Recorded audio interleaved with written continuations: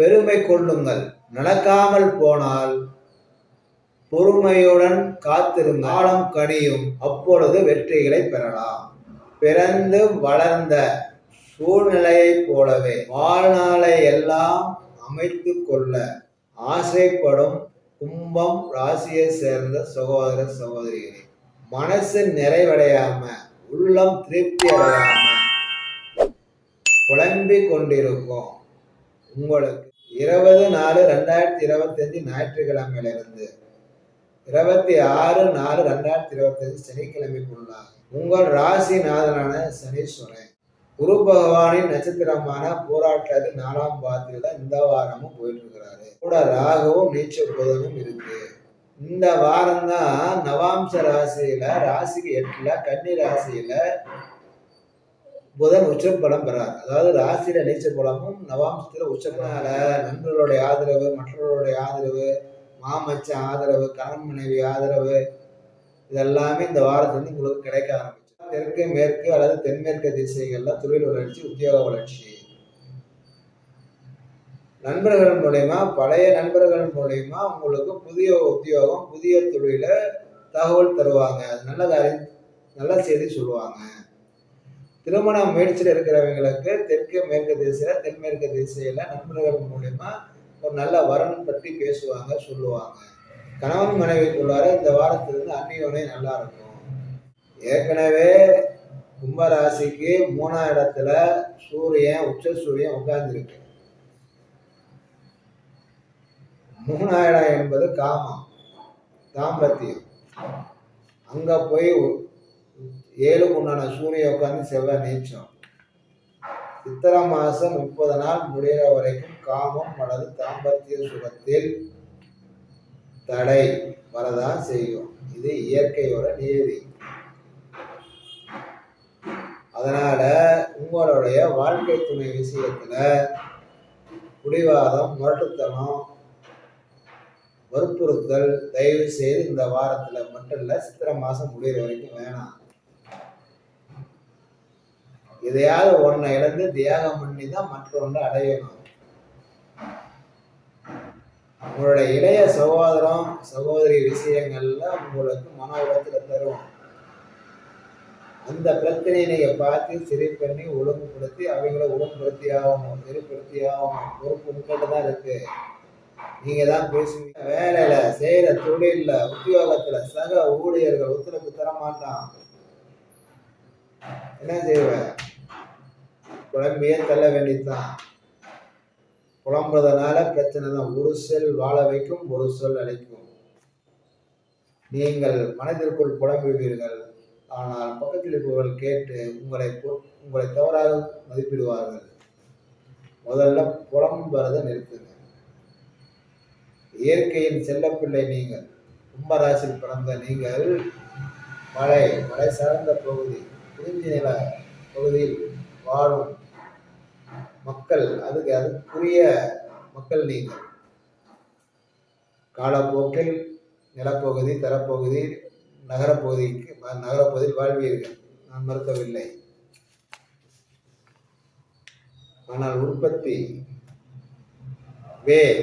அங்கதான் உள்ளது. இயற்கையோட இயற்கையாக, இயற்கையின் தாளாட்டில் இருக்க வேண்டியவர்கள் நீங்கள். மனசு சரியில்லையா? நேரா திருச்செந்தூர் முருகன் கோவில், அங்காளம்மன் கோவில், அவ்வளவு தூரம் போக முடியாதா?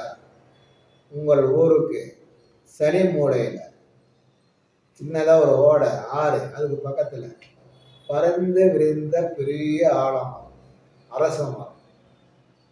அந்த மரத்துக்கு அடியில அனைத்து ஜனங்களும், ஜாதி மதம் வேறுபாடின்றி அனைத்து மக்களும் கும்பிடுற மாதிரி, வணங்குற மாதிரி, நேர்த்திக்கடன் நிறைவேற்றுற மாதிரி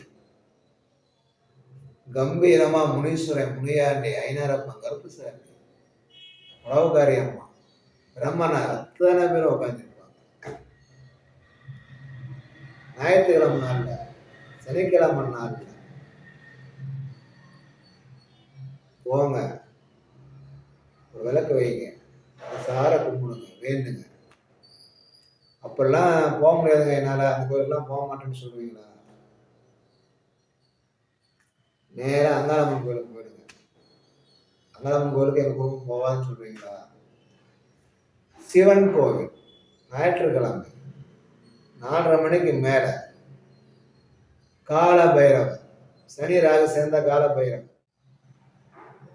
பைரவருக்கு அரைமுடி தேங்காயில் நல்லெண்ணெய் தீபம் ஏற்றி வணங்கி வாருங்கள். அனைத்து பிரச்சனையும் படிப்படியாக குறைஞ்சிடும். ஆன்மீகம் கோயிலெலாம் இருக்கட்டுங்க, வேற ஏதாவது பரிகாரம் இருக்கா? சனி ராகு சேர்ந்தா உங்களை நீங்கள் போரும் இடமெல்லாம் உங்களிடம் கையேந்துவார்கள். வயதானவர்கள், முடியாதவர்கள், வீட்டை விட்டு துரத்தப்பட்டவர்கள்,